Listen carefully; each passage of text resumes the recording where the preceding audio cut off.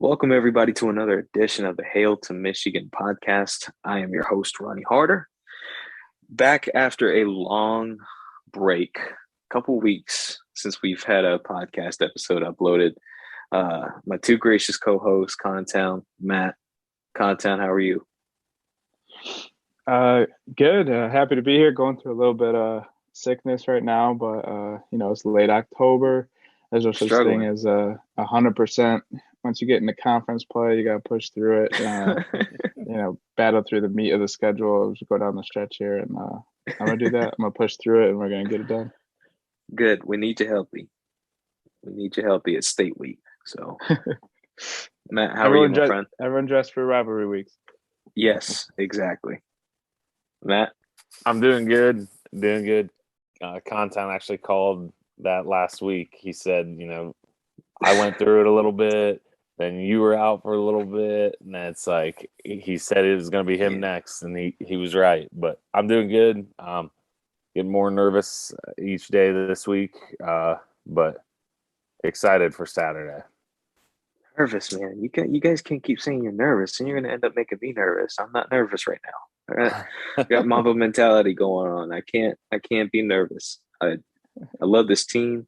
I'm confident about this team. I'm ready for this big game. I'm just glad it's not a night game. Oh God, Man, if it was a night game, that would have made me extremely nervous. And so, night game in but East Lansing. yeah, yeah, no, you don't want that. You don't want that mess. It's a lot of couches So burned. yeah, before we dive into that Michigan State game, let's just quickly review this Northwestern game that happened this past Saturday, 33-7 Michigan. Should have been 33 nothing. They called a holding.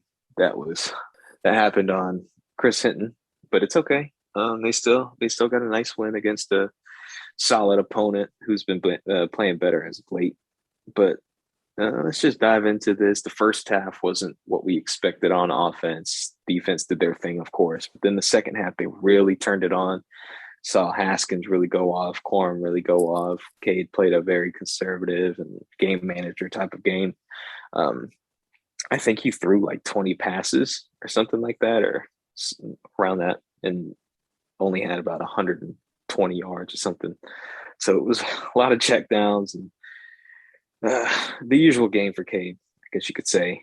But let's start on offense. There's not much to talk about on defense really. So let's head over to the offense, Matt, and talk about what you saw from Cade and in the passing game. Yeah, I think the passing game overall obviously has been the biggest talking point this week. Um, I don't think Cade necessarily struggled in terms of the kind of the regular stuff that he does, kind of the short to intermediate. He was okay. They really didn't do a lot of intermediate. It was kind of around the line of scrimmage, bubble orbit type action, a little short play action, and then deep shots that really weren't there. I think Harbaugh said after the game something along the lines of he felt like they forced a couple of those, and I felt the same way. I thought I don't think the receivers did a ton to help him. I thought on both Sanders still deep attempts. The one he got held, his wrist got held down, if I'm remembering correctly. But and that's why he didn't go up with two hands. But I thought if he went up with two hands, he would have had a shot. And the Was one that the I one where he thought, jumped early? yeah, yeah. Yeah, So that it one. looked like he jumped early and went up with one hand, and it just kind of looked like he mistimed it or whatever. But I Mm-hmm. think he mistimed it because he was getting held down. um, so Yeah. yeah, I'm not really blaming him. It looked weird. Um, and then on the other one, I just thought he kind of misjudged it in the air. The big one, the big ones that I thought were kind of egregious errors by Cade were the shot to CJ. On that post route, they're pulling up the safety on the opposite hash essentially, and as soon as that guy jumps kind of the shorter route, the post is the read. So I think he made the right read there, but throw it to where that guy vacated. Throw it away from the defense, Mm-hmm. and let CJ run to it. I thought that was a little frustrating because that seemed like a throw that he usually makes. And then the other one that really was frustrating to me was the attempt to Luke Schoonmaker down the seam. It was kind of the same thing, like leading him more towards the middle, and that's an easy pitch and catch. And instead, he threw it kind of right up the hash, and the defense was able to make a play on it. Yep. I thought he got Eric All involved a little bit more, especially in that 2-minute drive. I think he had a couple catches on that. And we talked about a little bit in the past about him coming along and that being important for the offense. JJ's kind of wow play was he kind of corrected his own mistake type of situation. But Cade just has to be more consistent. I think he's good enough right now, but he can't miss that much. It just was kind of an off day all around for the passing game, I felt. And whether it was quarterback, receiver, they got us with the one blitz. Just seemed off for the passing game. Yeah, just real quick, I really like how the 2-minute drill has worked out for the team this year compared to years past. They just seem to really thrive in the 2-minute drills. So I thought that's a really big plus. Yeah, I agree. They need to finish it though. They've had a couple where I think about the Rutgers game right before half. That wasn't a 2-minute really. I think it was a 1-minute drill. But a couple big plays get them down there, and then they settle for a field goal. Yeah. The fumble at the goal line. The 2-minute, I agree, has been very effective, but just got to finish the drive there. What about you, Con? I mean, my takeaways on Kidd are the same as Matt's. I think the deep ball placement is kind of like the biggest issue in his game right now. The post to Cornelius really stood out to me as like the most egregious ball placement of the day. Just because you had, in quarters you had the drag underneath that sucked up the other safety, so you had basically 2/3 of the field to put the ball where Cornelius had a better chance to catch it than the other safety, who was in coverage, and Cade kind of threw it to the one spot where the most likely outcome was interception. And you could say whatever, we're coming off a bye, we're rusty, we're sleepy, we're looking ahead to Michigan State, all the cliches, but that's something that more than halfway through now, the season, when you're trying to put together a Big Ten championship run, that play should be relatively routine, or at least the ball placement, and then you have a chance to have a big play. So that throw stood out to me as maybe Cade's worst of the day. The throw to Schoonmaker was also bad. It was maybe a slightly tighter window on the hash. You did have another safety in the middle of the field, but it was, relative to all passing plays, it was open, and it was there, and it was a throw he should have made. Something that was much maligned from the game that I thought was actually okay was the call to Sainristil at the end of the 2-minute drill, where Sainristil ends up fumbling, but it's probably a touchdown if Dalen Baldwin doesn't totally whiff on his block. If he just throws a shoulder into his guy, you've got Sainristil one-on-one with the corner out there, and worst case scenario, it's like maybe he's down at the half-yard line. He's probably in the end zone. So I thought that play call was okay. There were some other play calls that I didn't love. There was I actually think it was the same drive, the 2-minute drill, that the little RPO they ran to the short side of the field to all, that kind of got pushed off his mark, and then Cade had to lob it over a defender, and all, I think it was like, ended up being like no gain, they went out of bounds. So yeah, that was the one before the Sainristil fumble. It may have been the play before, 2 plays before. I believe it was the same drive though.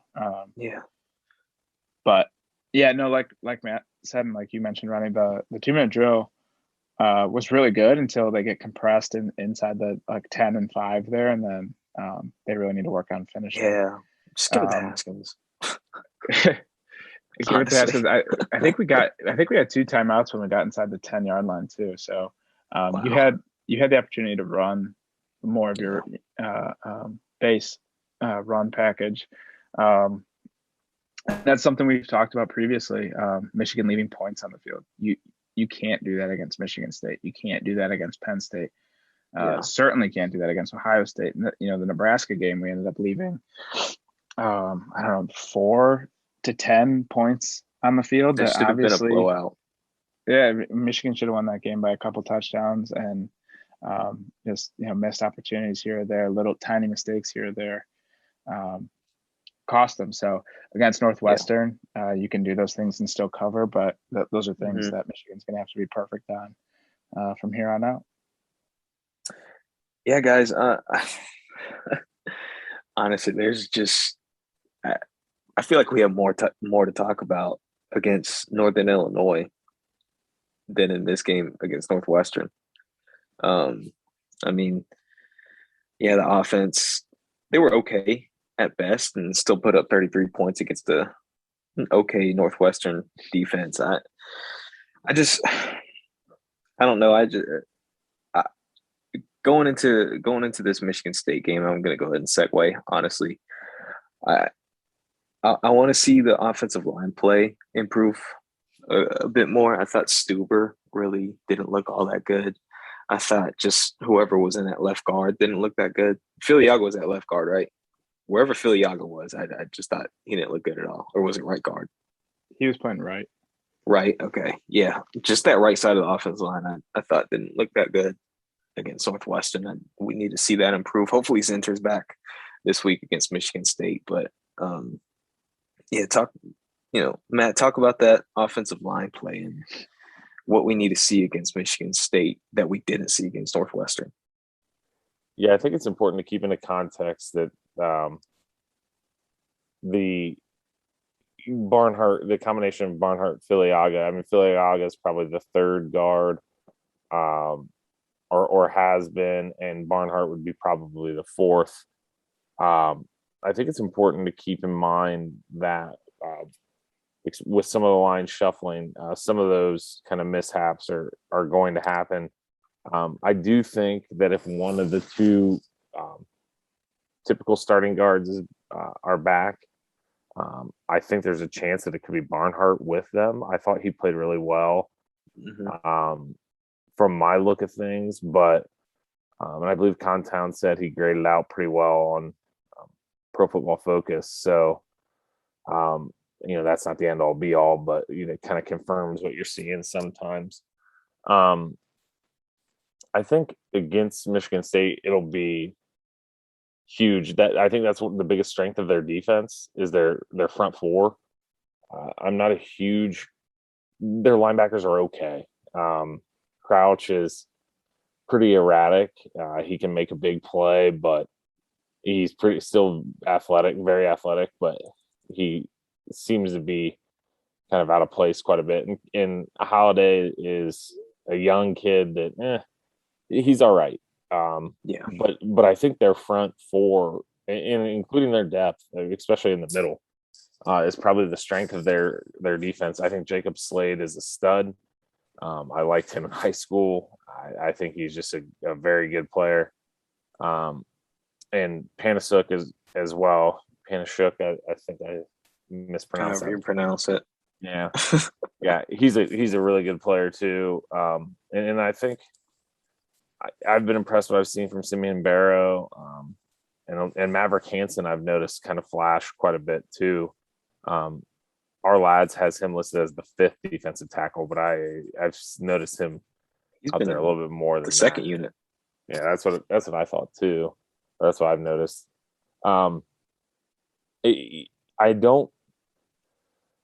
Michigan's middle grouping, the guards and the Stardust, I think are good enough to handle them. But if they don't handle them, it's going to be a long day for Michigan's offense. Yeah. Because that's the easiest way to. Michigan State's done that in the past. They, kind of mucked up the middle, and in the past I think they had better corners, but this defensive backfield is okay.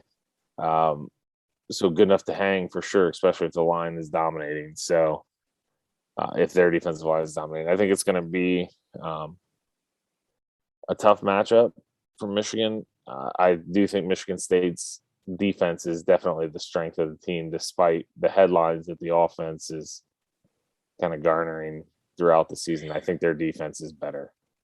Yeah, I think on offense for Michigan, once they get past that first level, I think they'll be able to have some success on the run game.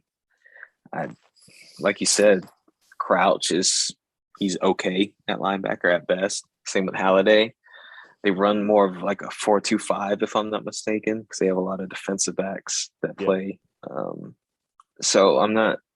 I don't know. The linebacker play doesn't really scare me. I would like to see us utilize Schoonmaker and all in the passing game a lot more. I think attacking the I can't speak today, guys. Attacking the middle of that field is going to be really important for Michigan on offense. What do you think, Contown? Contown died. Yes. We're back. We're good.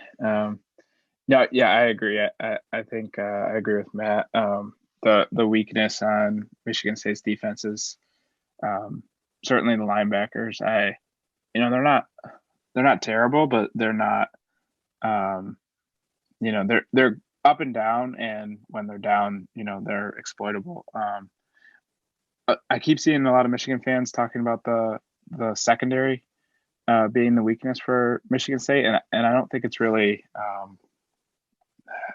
I don't think it's a glaring weakness. I think maybe their secondary is not amazing, but I definitely don't think it's as bad or as inconsistent as the linebacker unit.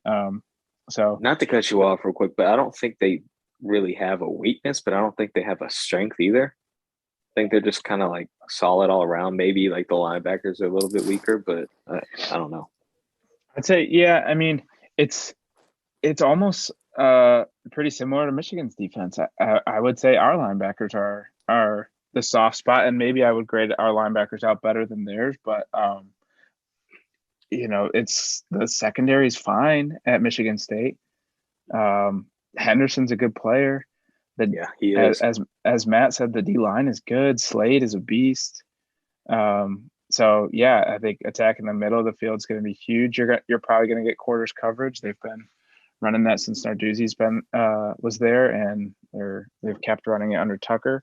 And it'll be interesting to see if Michigan, we've seen the kind of ascension of Eric All in recent weeks. He's playing at a level the highest level he's been playing at since he's been at Michigan.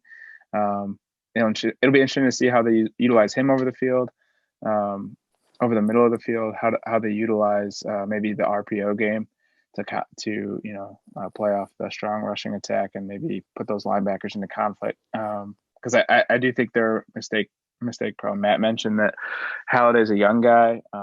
Crouch is very inconsistent, and they're both, Crouch is a guy who's, he's a transfer. Talk about Mel Tucker has done a great job of rebuilding this Michigan State team through the transfer portal. But I think, in the case of Crouch, you stick a transfer at linebacker.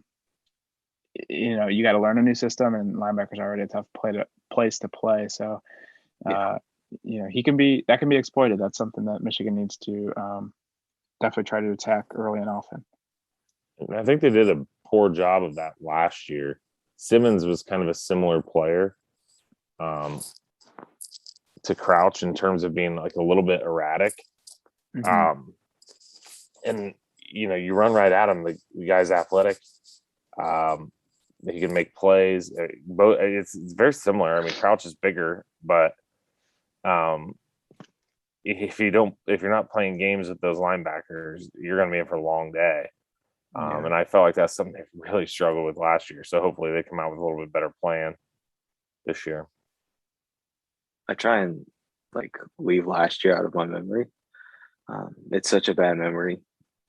Overall, that game was so winnable. I mean, I thought they were going to win that game easy, and ended up being so bad in every aspect possible. So, yeah, you're right, Matt. Hopefully, this year's a lot different on offense, the way that they attack.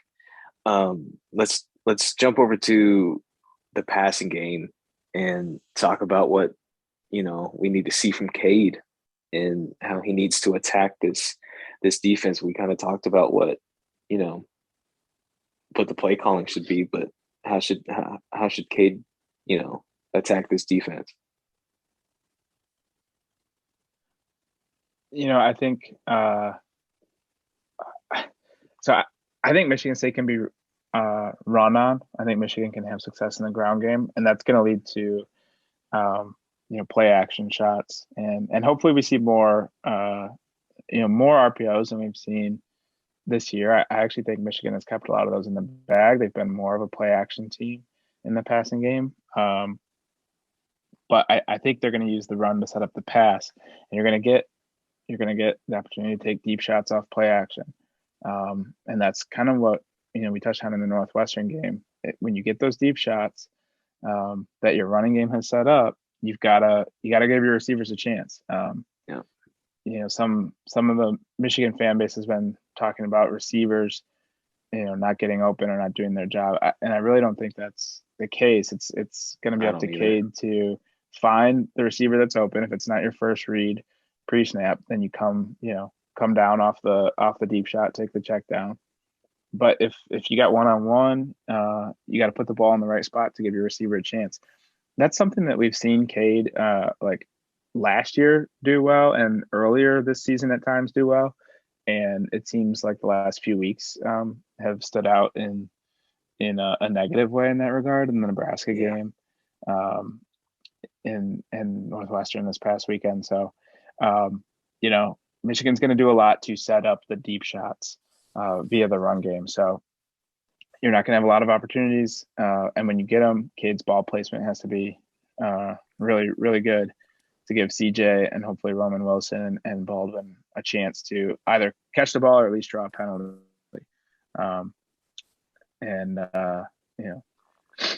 Hopefully Cade's up to the task. Hopefully it's the Cade we've seen earlier this year and last year. Yeah, I don't think the receivers are to blame. I think they've been getting open just fine. I think if there's a criticism on the wide receivers so far this year is, the lack of blocking, I guess you could say, whenever they're trying to go horizontal. That's why Samer still had that fumble. Baldwin completely whiffed on his block. I think Samer still's kind of been slacking in his blocking this year as well. That's where Ronnie Bell really came in clutch, because Ronnie Bell was an excellent blocker at the wide receiver position. We saw Roman Wilson get blown up a couple times when he was trying to make a block. So, Bell was extremely vital, I guess you could say, in that wide receiver blocking game. All has been very good in that aspect as well, whenever you line them up in that flex position. So I think if you're going to criticize a wide receiver, it's not necessarily getting open, because they've been open. You see guys running down the seam. It's just, can that quarterback hit you when you're going down the seam and hit you on deep shots, so forth. What I'm interested to see is how much like 5 wide Michigan uses against Michigan State. It seems like Cade is really comfortable running from empty backfield sets. So it'll be interesting to see if Michigan, whether they're in 11 or 12 personnel, maybe uses a motion to go into a 5 wide set, or start in a 5 wide set and motion back into like one or more of your base sets with the tight end in tight in the backfield. See, maybe move the defense around with motion, and I think if in the passing game you spread people out, I think Cade is one of the things he's really good at is working out of an empty backfield and getting the ball out on time. He loves finding Corum on the check down. And State will bring pressure. They still love to run those double A gap blitzes. So they'll blitz crouch and they'll blitz their linebackers. And if we're running stuff out of empty sets, Cade will have plenty of check down opportunities and those guys will have I need some more crossing routes. I need some more crossing routes, some more drag routes. I want to see all just running across the middle. I think all has been terrific in that aspect. So it's funny how Michigan State completely turned over coaching staffs, and defensively they're still pretty much the same. Yep. They're kind of a 4-2. They did a lot more true 4-3, even though their Sam was always a lighter guy. under Right. D'Antonio. And they do like more of a nickel look, kind of like we do. But they completely turned everything over, and it's still like, oh, they play a 4-man front with a lot of quarters and double A gap, and The I think they safeties are kind going of to had sit at to. like 8 yards. yep. And I think both of you kind of made the point there. Ronnie, you saying with Eric All, and Contown, you mentioning getting the empty backfield. I think whether it's Donovan or Corum, and then All and Schoonmaker both, I think those guys are matchup problems for Michigan State's linebackers. I think I that's agree. something they can really attack. And Use I Corum in think the passing game. yes, yes, Yeah. I think it was Nick Baumgartner that mentioned it, but a lot of times when Michigan has played Michigan State on the road under Harbaugh lets if he thinks he's got, I'll call them dudes, whatever you want to say. If he thinks he's got somebody that's a dude, he lets them take over and he plans a game plan around it. Yeah. And I think Michigan has some advantages there with. He's got some dudes on this team. Yep, the pass catcher running backs. I think Henning can be used a little bit more in the passing game against a team like Michigan State. Yep. I'm not saying they throw the ball all over the yard, but I think there can be some things that can be exploited there a little bit, and it'll be up to Cade to hit them. Yeah, those AJ Henning end arounds and Roman Wilson, get him involved in those too. I think if you go horizontal with them, the wide receivers can't block. At least try and get your playmakers out in space and just let them do the work. If anything, I think that's going to be most important. I didn't watch a lot of this game, but Western Kentucky put 560 yards on Michigan State.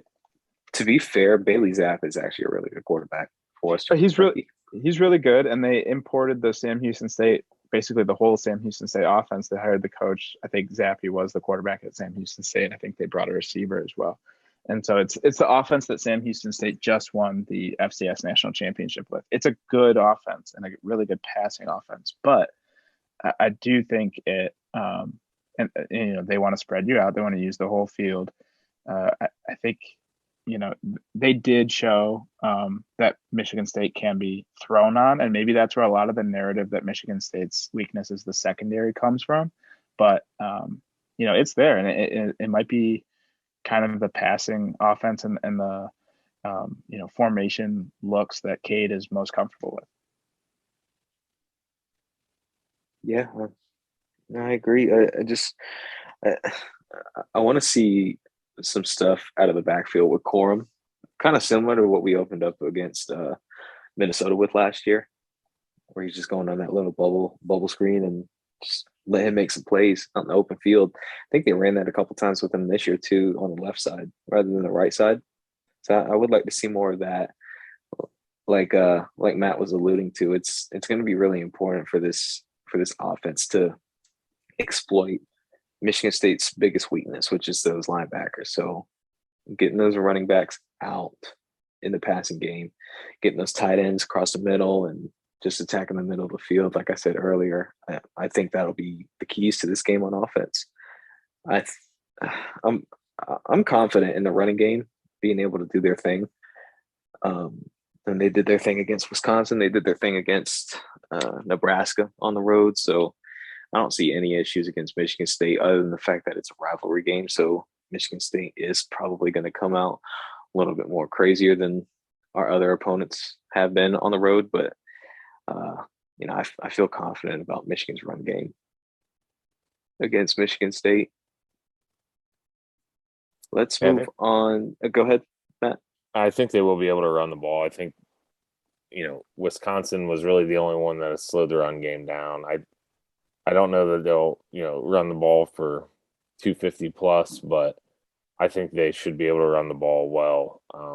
It'll be interesting to see if that's, if the plan is 70% run, or if they come out and say, hey, we've got some dudes in the passing game that I think both can work. It just, I think there's some potential matchup there in the passing game, and maybe the weather will dictate some of that too. Right now it looks okay, but is it going to rain? They were calling for that earlier in the week. Oh, that would Friday, suck. it looks I like do Friday not. is rain for sure. So we'll see Ugh. what kind of field conditions we're looking What do you at. guys think? Or Do we want a messy game or no? I don't. No. Yeah, I don't Mm, know. I don't know if I feel confident about that. So now it's showing 40% chance of rain on Saturday in East Lansing. I mean, don't you think though, like if it's run game versus run game, don't you think Michigan has the advantage? I Yeah, because they have a do. two-headed monster. I also think just more weird things can happen if the ball is wet and the field is slippery. Absolutely, And absolutely. if we know anything about a Michigan State game, weird shit always happens. Yep. Yeah, and 2015, if 2017. I think if you think you have the better athletes and the better scheme, you want like the most neutral conditions possible, and you just you Yep. know run more plays and hopefully your It, talent and preparation wins out. look at it like this: if it's going to rain, which team were you more confident in showing up? 2017 against Michigan State or 2019 against Notre Dame? So kind of gotta pick and choose. I uh, I will say in the run game, I agree. I think Michigan's going to have enough success in the run game. Nebraska ran for their final like rushing total was like 194, but that includes seven Martinez sacks.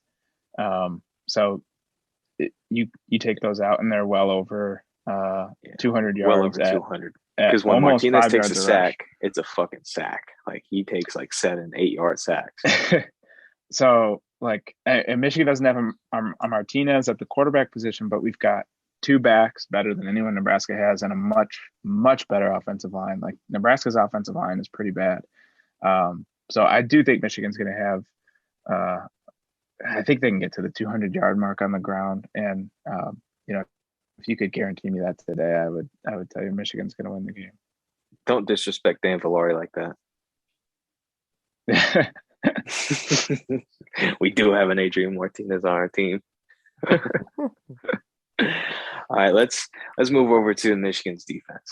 Now, coming into this game, we've got Michigan State offense that's ranked third or fourth. I saw the stat the other day. I can't remember exactly. Um, they're ranked third or fourth in big plays. Um, just I've watched a couple Michigan State games. I watched the Indiana game and I watched the game when they played Northwestern.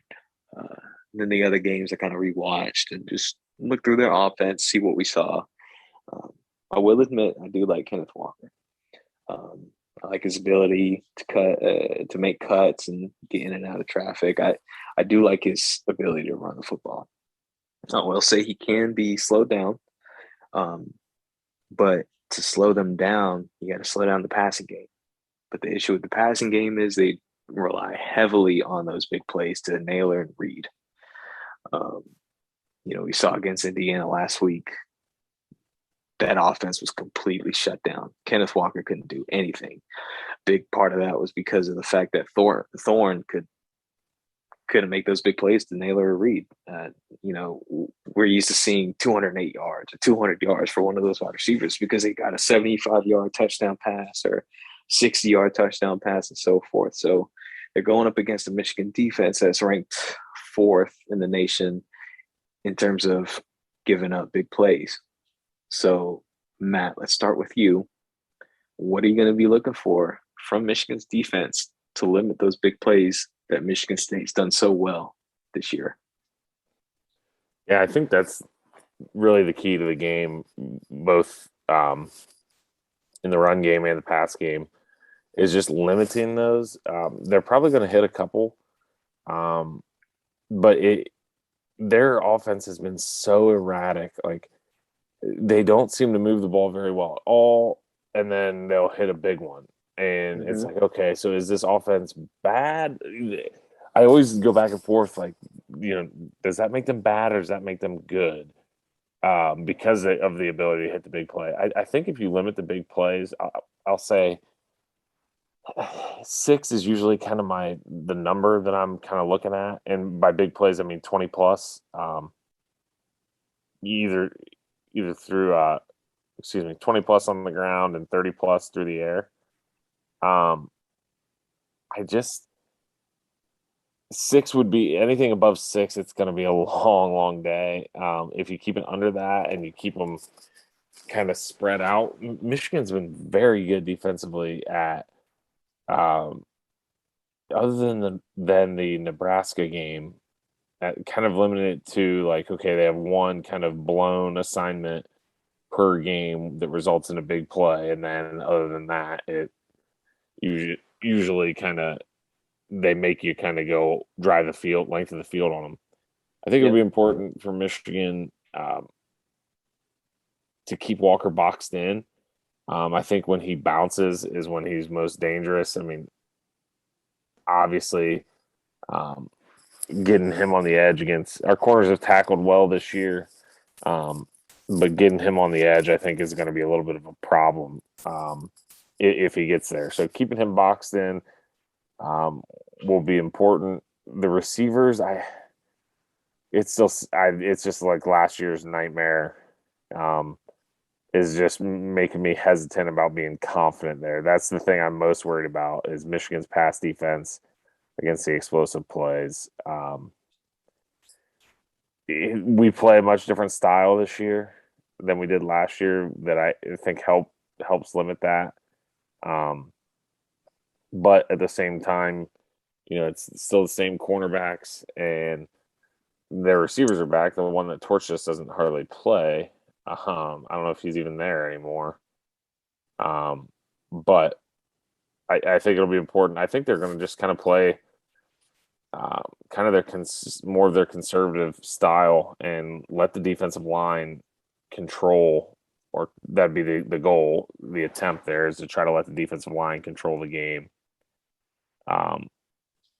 So I think that's going to be the game plan there. They always come out with a great scripted first drive against Michigan. It seems like every year, especially under D'Antonio. But after that, settling back in, playing a little bit of their shell, too high shell defense. I think will be pretty consistent on Saturday. I think that's going to be the goal for them because I think they know that the big plays are the way they're going to get beat. If they can take them all the way down the field, play a little bit more conservative style on defense, I think they'll have success overall. Downtown. Yeah, I mean, Matt said it. I think the name of the game is the big plays. The teams that have shut down Michigan State's offense have limited the big plays and tackled well. Kenneth Walker will eat you alive if you are a poor tackling team. Yep. If you have fundamental technique in tackling and high effort tackling, and you keep Michigan State's offense in front of you, you're going to have success. And especially Michigan, who has the talent on defense to run with most teams in the country. Certainly every bit as talented as Indiana and Nebraska, who shut Michigan State's offense down. So it's going to be a do your job Saturday, especially if it's poor weather and it's pretty much a run only game for the two offenses. It's going to be about tackling and being true to your run lanes and having good eye discipline on the back end. That's another thing that I think Michigan has, maybe not as often, but at times faltered on. You lose you don't recognize screen. You get fooled by a little bit of misdirection, and there's a lot of green grass open. So it's going to be a do your job game for Michigan's defense. I think they're highly focused, so I feel good about that. I will say I think maybe the biggest unit to unit mismatch in the game is Michigan's D line versus Michigan State's offensive line. I think Michigan State's offensive line is okay, but it's not. I don't know that it would be top half of the Big Ten. And Michigan's front, front four, front five, depending on what personnel we're in, is really good. And it's going to be the best that Michigan State has seen this year. by a mile. And that's, they need to regulate. Michigan's defensive front needs to regulate the game, get Michigan State into passing downs, and turn Aiden and Ajabo and Mike Morris and them loose, and keep them in front of you, and get into pass rush situations, and Michigan should be all set on defense. Should be able to do enough to win. 100% agree that the defensive line to me is the way Michigan wins in dominant fashion is that right there. Defensive line just dominates their offensive line, and it really doesn't matter who's at running back, quarterback, receiver. Like if the line controls the game, it's going to be their passing game is going to be completely stifled because Aiden can get there in 3 seconds, and you can't throw a bomb in under 3 seconds. So, Joel Osteen better watch out because Connor is coming for his job. I'm editing that out, by the way. No, it stays. That was amazing. Oh, you want me to keep it on there? No, I don't care. Anyways, go ahead. Were you saying something else, or is that it? No, I think Matt was just saying how smart I am. Gotcha. Okay. Jeez, just pat yourself on the back a little bit more. No, but I will say, like, Michigan State has hit Michigan State's hit like 3 or 4 flea flickers this year, which is like 2 more flea flickers than anyone should ever be able to hit in a season. Is it just me, or is it easy to weed out a flea flicker? It should be, unless it feels like a very much a like early in the season type trick play, and like if you've had high success in your running game to date, then the safeties will bite. Like obviously Wisconsin's safeties were running up to stop the run. They bit hard, but like they bit the side of their cheek. That's something like Michigan should not fall for that shit. And I just don't think Michigan State is going to have time to get that kind of thing off with the D line. Any fancy stuff or trickeration is going to have to hit the edges on Michigan, or like be a screen where the D line is overly aggressive and doesn't recognize it. Although I will say our D line does a decent job of recognizing screen. It's usually our linebackers that get lost, or our second level guys. But yeah, I mean, I think the mismatch on the line for Michigan State's offensive line is so bad that it'll have to be quick passes or trick plays. Yeah, I want to move on to matchups and stuff. So, Matt, let's start with you. When you look at this game on both sides of the ball, what's the one matchup that you think is either the most important or the one that you're going to be looking for the most? Cool. That's a good question. I know. I will say, I feel like I always go back to this, but Aiden Hutchinson against their tackles. Aiden Hutchinson can who are their tackles? AJ or because I know it was Luke Campbell last year, but I don't think he's a starter this year. He's the backup. Jarrett Horst. Yep. If he can't eat against these tackles, man, I swear. And it seems like that. I went back to it, and then in the Nebraska game, and until I see someone shut him down, I probably wouldn't be predicting like domination against maybe Ohio State by him because they have some pretty good tackles.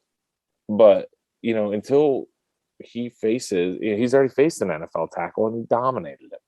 Mm-hmm. So, and I think that can, and it's not just him. We went in depth about the defensive line, but I think it's just to single out a matchup. I will say him versus their tackles, he can completely, shut down both the run and the pass game. And if your tackles aren't up to snuff, it's going to be obvious quickly. So I'll say Aiden against their tackles. Yeah, I want to say real quick that the emergence of Ojabo on the other side has helped Aiden out tremendously. Yep. Mhm. It's done wonders. I mean, he was already eating before Ojabo emerged, but then that Wisconsin game happened, and then ever since then, it's just like a light bulb just went off for Ojabo, and this defense just has thrived with Yep. Ojabo and Hutchinson on the edge. Content. What about you? Um, I'm tempted to say Michigan's safeties against keeping everything in front of them. Damn Um, it. but but I think it's Michigan's offensive line versus Michigan State's defensive line, especially Slade and Panashuk. If Michigan, I think this stat always gets thrown out there, this rivalry, but basically the team that runs the ball more successfully is going to win the game. Last year was an exception, at least in terms of like raw totals on the ground. Michigan did outrush Michigan State last year, and lost obviously, but generally, the team that has more success on the ground is going to win the game in Yeah, this rivalry. And I think Michigan has the offensive line to run on Michigan State. Michigan State does have a few good players. I think Panashuk is actually better rushing the passer than he is against the run. I would kind of challenge him maybe early in the game, especially because he'll probably be lined up over Stuber. Um, so I would actually maybe run at him early. But Slade, Panashuk's a good player. Slade's a good player. Matt mentioned the other D tackle whose name is escaping me, but he's like a solid Big Ten defensive tackle too. So Simeon Barrow. Barrow, yeah. Thank you. If Michigan's offensive line has the type of game we know they're capable of, Haskins and Corm are going to eat. Um, they make their own when the offensive line isn't showing out. We saw that against Nebraska. We saw that against Northwestern. But if Michigan's offensive line is getting pushed, I think it's going to be a long day for Michigan State's defense. Michigan's offense will be able to stay on the field, especially if there's especially if there's bad weather and the game becomes a mess. It's going to be on the offensive line to win it for Michigan. And so I think that's kind of what it's going to come down to, at least on offense, and minimize what Cade has to do in the air, and we should be all right. I have a question for both you guys. From Is Michigan State's team drastically or greatly improved from last year's team? I think so. I think so. I think Peyton Thorne's a lot better than Rocky Lombardi was. Kenneth Walker is obviously a huge upgrade. I don't think their offensive line is a lot better. It's probably better. I don't think I think they're their a O lot. line's a wash. I don't think they're a lot more talented. I think it all just kind of fits together a lot more. And then Gotcha. at quarterback and running back specifically, they're way more talented. Yeah. I So agree. yes, I do think they're better, but I don't think they're. I don't think it's huge in overall talent. I just think it's all fitting better, and then at a couple spots, it's way better talent wise. Yeah, I think the biggest difference is at the quarterback position, and you upgrade the quarterback position as much as they have, the whole thing is going to look a lot better. And like Peyton Thorne is a solid quarterback and gets the ball to the playmakers, and that's a lot more than you could say about Rocky Lombardi or certainly 2 years ago Brian Lewerke. So yeah, I think everything looks better when uh, what's the Harbaugh saying? Rising tide lifts all ships. Like you improve the He has a lot quarterback of sayings. position. I know that's a classic. That's like a top 10 Harbaugh saying though. But you improve the quarterback Love position, it. the whole thing's going to look better. Walker's a big upgrade, as Matt said. I think the offensive line is about the same. I just don't think this is a great offensive line, and it So hasn't been in a while. yeah, so the reason I ask is in last year's game, there were so many 3rd and 10s, 3rd and 11s, 3rd and 9s, just 3rd and longs in general from Michigan. I was going to say that if Michigan on offense can consistently get 3-4 yards per carry or per play, uh, they should win this game easily. Last year, they should have won that game. And this year, I think if they can move the ball consistently, um, I feel confident that Michigan's defense can play up to their standards that they've played this year. So on that note, that does kind of touch on what is a glaring weakness for this Michigan State defense, and that's getting off the field. Mm. It's been going around, but the Michigan State defense, I believe, is either second to last or last in the country in terms of most snaps on the field. If they're second to last, the only defense that's been on the field more than Michigan State's this year for more snaps is UConn, which is probably the worst team in football. And if you look at like some of the advanced metrics that also look at 3rd and 4th down play for defense, like Michigan State really struggles to get off the field on defense. Their 3rd and 4th down success rate is not good. So if Michigan is setting themselves up well, staying ahead of the chains or even on schedule to have 3rd and shorts, and when you're in plus territory, if you get into a 4th and 1, you're probably going to go for it. Like that's where Michigan's offense can really capitalize and stay on the field for extend drives. So real quick for those listeners at home and even people like myself, when a team struggles to get off the field on 3rd and 4th down, what is the reason for that? Like, why do they struggle at getting off the field?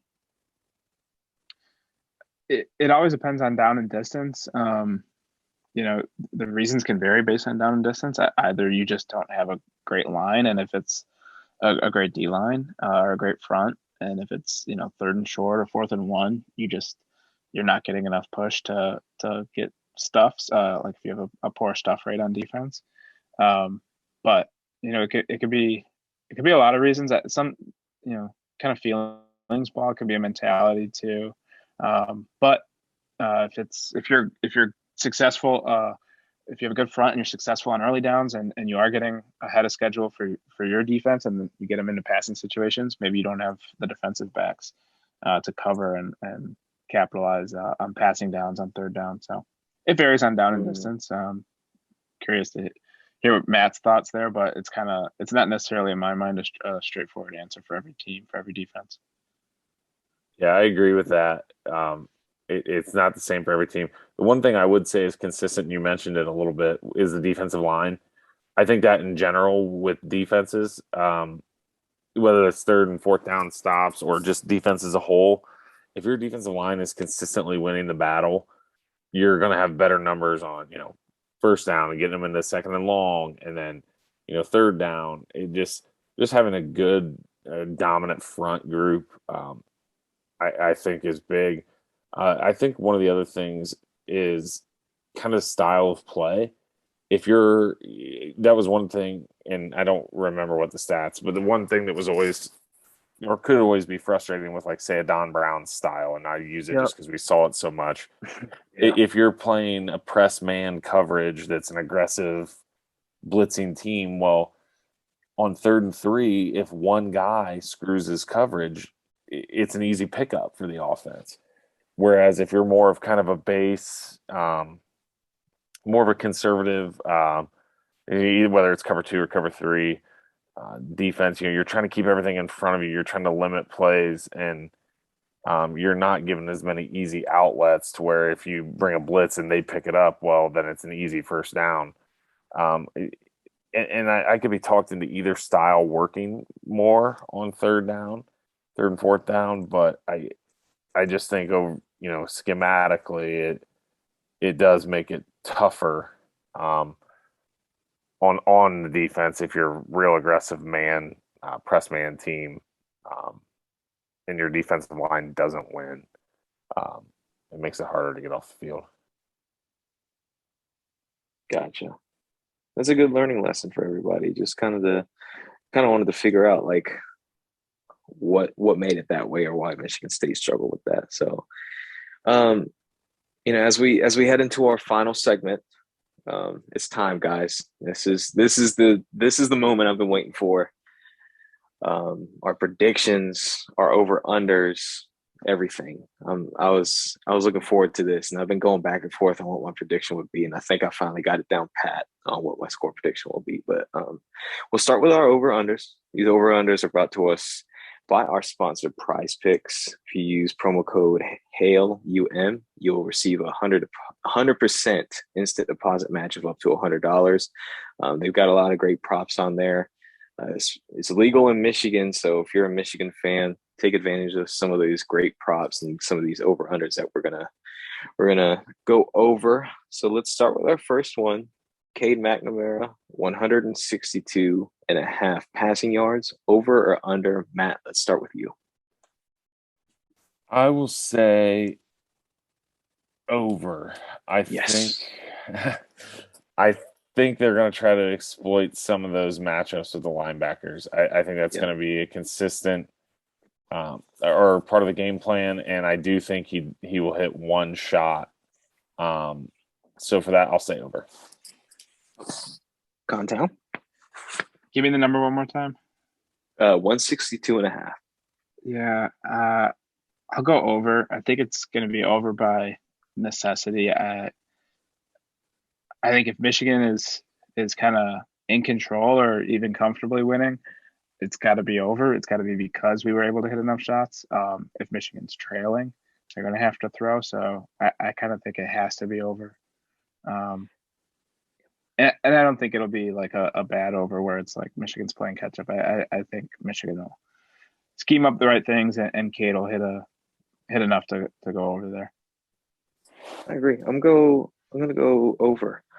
I think they're gonna attack the middle of the field. I think those drives are gonna end up being kind of long, and Michigan's gonna control the time of possession, keep the ball out of Michigan State's hands. I'm gonna go over. I think the yards will just add up. I think he'll end up getting like 220, 230 yards. I think this will be one of his better games that he's played this year, if not the best. So I'm gonna go over there. So let's go with our next over under. Okay, so they don't have Haskins on this, but they have McNamara for some reason, which is 0.5, which to me that's a trap. So I'm not gonna do the over under on McNamara 0.5 rushing yards. So let's go with Blake Corum 94 and a half, over or under. I'll go over. I just have kind of had this feeling this week that Corum is going to have a day. It feels like one of those games where if Michigan wins, it's going to be, the guys who are the dudes on this team, the guys who you're going to remember in 10, 20, 30 years. Some of them, multiple, are going to have like standout days. And I think it just feels like Corum is going to do something big. So I think he's going to get at least one big run. Yeah, like, he's going to have a moment like the DPJ catch in 2018. So I think he'll go over. He'll have a steady day, and he'll have it like at least one big play that is memorable and kind of propels Michigan. So I'm gonna go under. I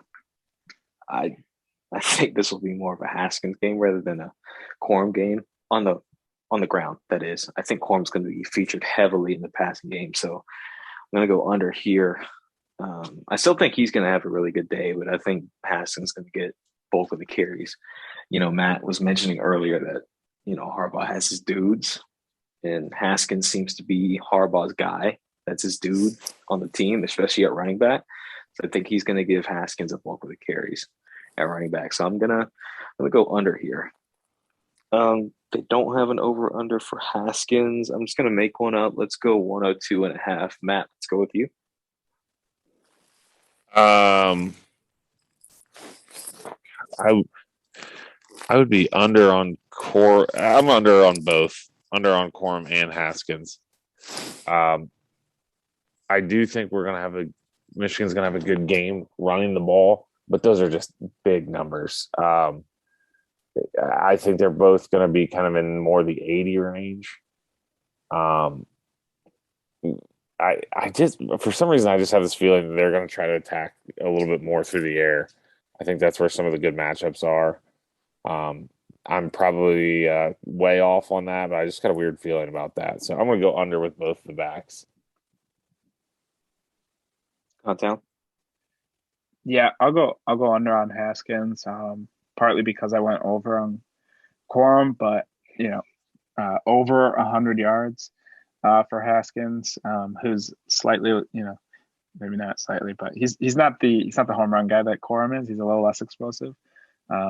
He's a great player, but I think he'll be asked to do a lot of the grittier runs in between the tackles, picking up the 3rd and 2, 3rd and H2, as they've taken the saying when Haskins is on the field.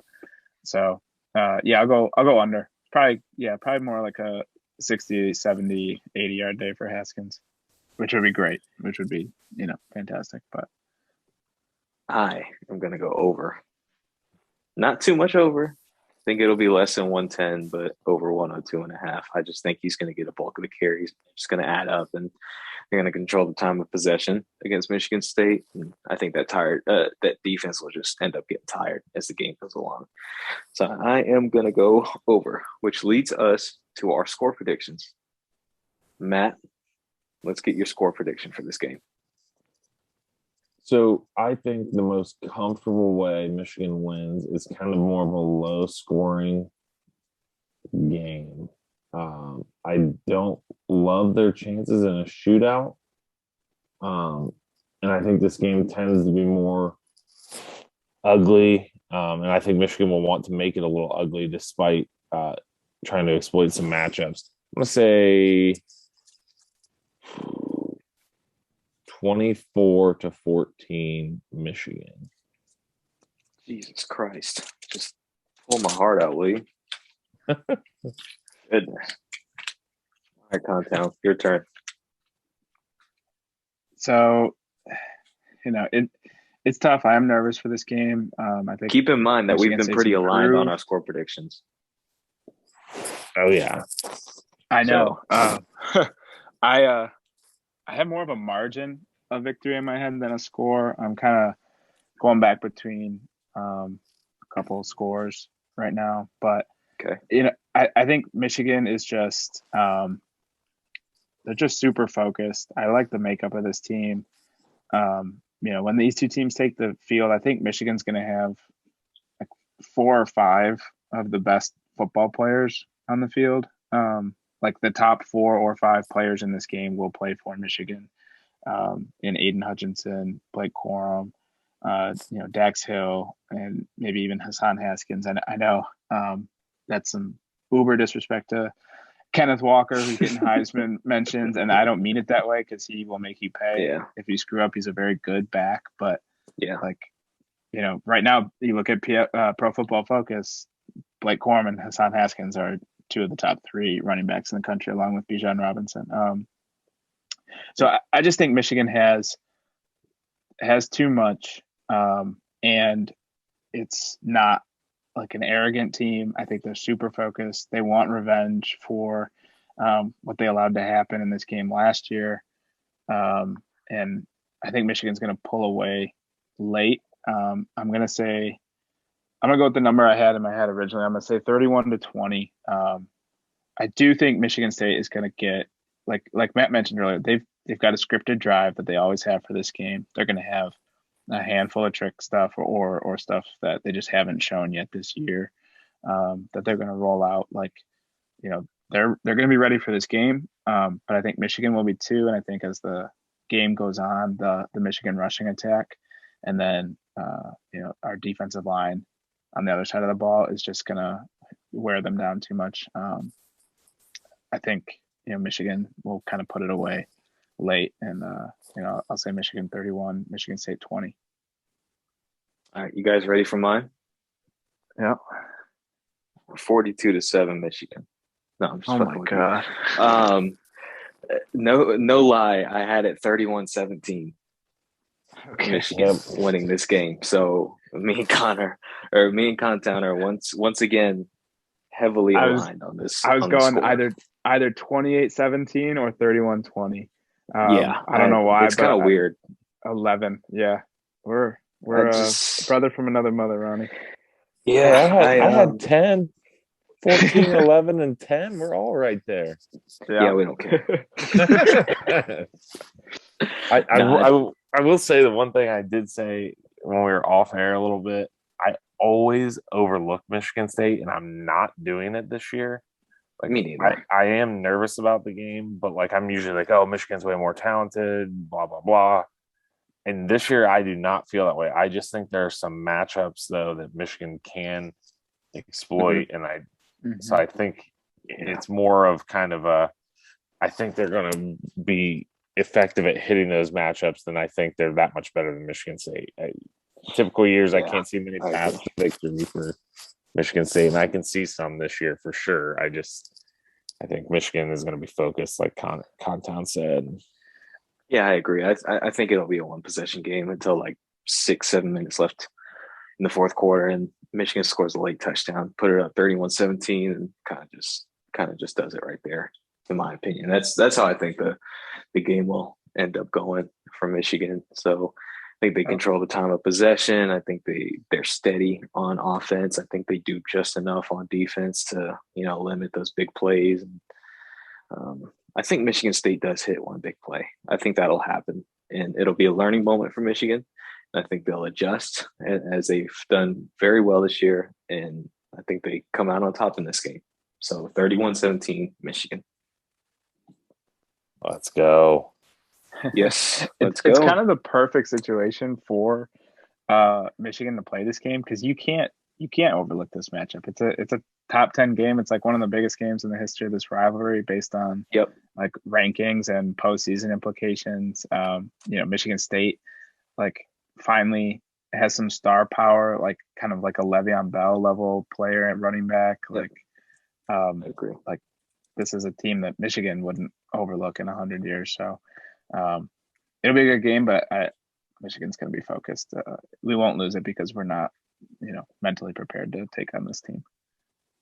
100% agree.